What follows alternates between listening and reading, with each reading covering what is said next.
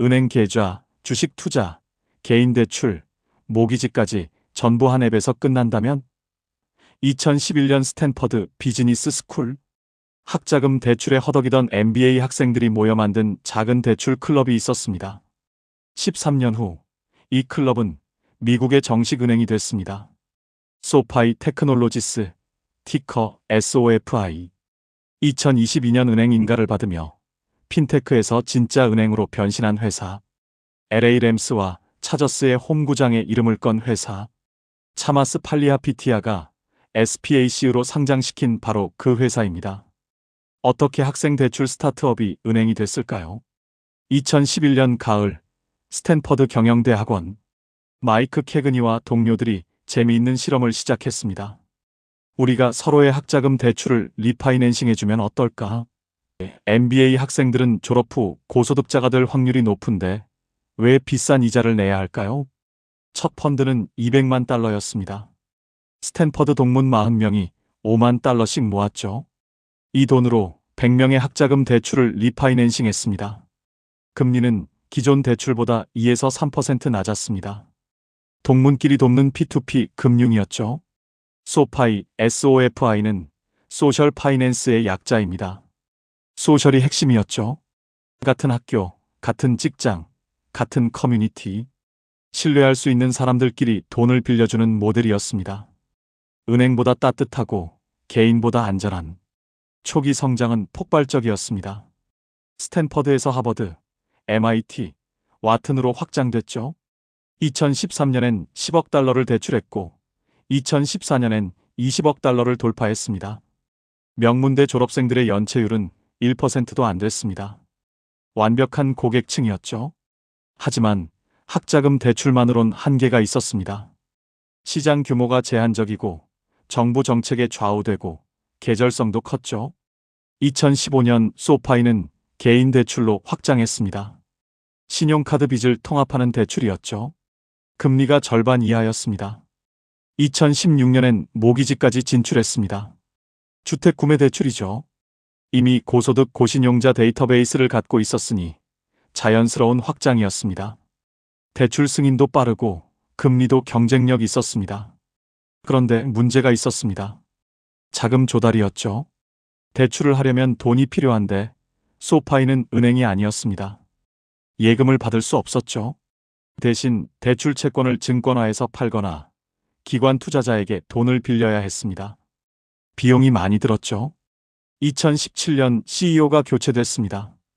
트위터 출신 앤서니 노토가 새 수장이 됐죠. 그는 비전을 완전히 바꿨습니다. 우리는 대출 회사가 아니라 금융 슈퍼앱이 될 것이다.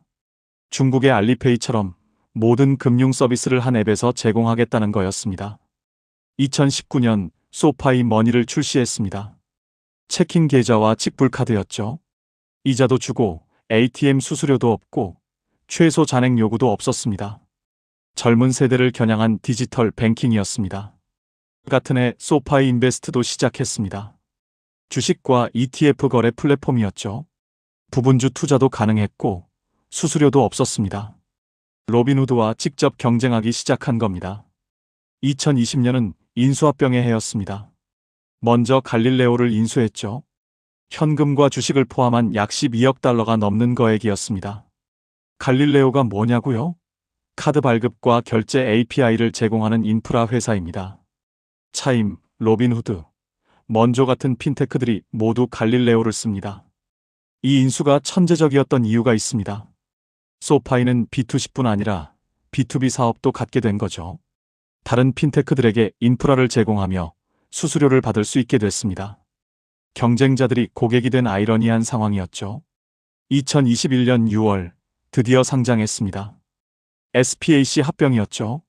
차마스 팔리아피티아의 IPOE와 합병했습니다. 기업가치 87억 달러를 인정받았습니다. 차마스는 소파이는 차세대 JP모건이라고 극찬했죠. 그런데 상장 직후 악재가 터졌습니다. 바이든 정부가 학자금 대출 상환 유예를 연장한 거죠. 코로나 구제 정책이었는데 소파이에겐 직격탄이었습니다. 학자금 리파이낸싱 수요가 증발한 겁니다. 주가는 곤두박질 쳤죠. 하지만 2022년 1월 게임 체인저가 됐습니다. 소파이가 은행 인가를 받은 거죠. 골든 퍼시픽 뱅코프라는 작은 은행을 인수해서 OCC와 연준의 승인을 받았습니다. 핀테크에서 정식 은행이 된 겁니다. 왜 이게 중요할까요? 이제 예금을 받을 수 있게 됐거든요. 고객들의 저축 계좌에서 돈을 모아 대출할 수 있게 된 거죠. 자금 조달 비용이 획기적으로 줄었습니다. 예금 금리는 5%, 대출 금리는 10%, 5% 스프레드를 먹는 거죠. 같은 해 테크니시스도 인수했습니다. 11억 달러짜리 딜이었죠. 테크니시스는 클라우드 기반 코어 뱅킹 시스템을 만드는 회사입니다. 은행의 모든 백엔드를 관리하는 소프트웨어죠. 이제 소파이는 프론트엔드부터 백엔드까지 풀스택을 갖췄습니다.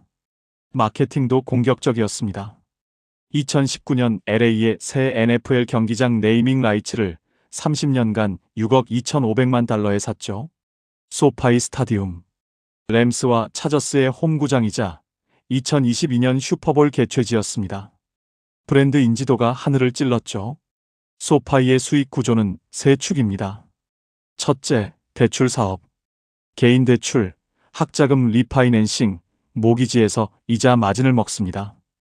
둘째, 금융 서비스. 투자 수수료, 카드 인터체인지, 계좌 관리비를 받죠. 셋째, 기술 플랫폼. 갈릴레오와 테크니시스로 다른 회사들에게 인프라를 제공합니다. 핵심은 크로스셀링입니다. 한 고객이 여러 상품을 쓰게 하는 거죠. 처음엔 무료 체킹 계좌로 유인합니다. 그 다음 투자 계좌를 열게 하고 신용카드를 발급하고 결국 대출까지 받게 합니다. 고객 획득 비용을 여러 상품으로 나누는 거죠. 원앱 전략이라고 부릅니다. 모든 금융 생활을 소파이 앱 하나로 해결하는 거죠.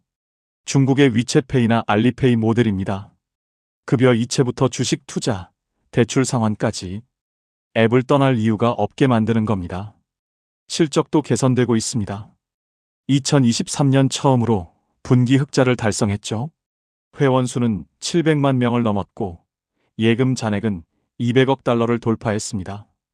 특히 고금리 예금 상품이 인기를 끌면서 자금 유입이 가속화됐죠. 플랫폼 사업도 성장 중입니다. 갈릴레오는 계좌 1억 5천만 개를 관리하고 있고 테크니시스는 중남미 은행들로 확장하고 있죠. B2B 매출이 전체의 20%를 넘었습니다. 안정적인 수수료 수익이죠. 하지만 리스크도 큽니다. 첫째, 신용 리스크. 경기가 나빠지면 대출 연체가 늘어납니다. 둘째, 금리 리스크. 예금 금리가 오르면 마진이 줄어들죠. 셋째, 규제 리스크. 은행이 되면서 각종 규제를 받게 됐습니다. 경쟁도 치열합니다. 전통 은행들도 디지털화하고 있고 차임 같은 네오뱅크들도 성장하고 있죠. 로빈후드는 투자 영역에서, 업스타트는 대출 영역에서 경쟁합니다. 소파이만의 차별점을 찾기가 쉽지 않습니다. 현재 소파이 주가는 $30 전후입니다. 2022년 저점 4.8달러에서는 크게 반등했죠. 흑자 전환과 은행 사업 안정화가 투자자들의 신뢰를 회복시킨 겁니다. 미래는 어떨까요? 노토 CEO는 야심적입니다. 2026년까지 회원 1,000만 명, 예금 500억 달러를 목표로 하고 있죠. AWS처럼 금융 인프라의 표준이 되겠다는 포부도 있습니다. 과연 가능할까요? 핵심은 세 가지입니다. 예금 성장과 비용 관리로 NIM을 지키고 신용 손실률을 통제하고 플랫폼 매출을 확대하는 것. 이 세 가지가 균형을 이루면 소파이는 진짜 금융 슈퍼앱이 될 수 있습니다. 소파이 테크놀로지스, SOFI. 스탠퍼드 학자금 대출 클럽에서 시작해 미국의 정식 은행이 된 회사. 핀테크의 혁신성과 은행의 안정성을 동시에 추구하는 하이브리드. 갈릴레오와 테크니시스로 경쟁사의 인프라까지 제공하는 플랫폼 플레이어. 은행, 테크 플랫폼, 소비자 슈퍼앱. 이것이 소파이의 정체성입니다. 차마스가 베팅했고 노토가 이끌고 있는 금융의 미래. 과연 그들이 꿈꾸는 모든 금융을 한 앱에서가 현실이 될까요? 700만 명의 고객과 함께 소파이의 실험은 계속됩니다.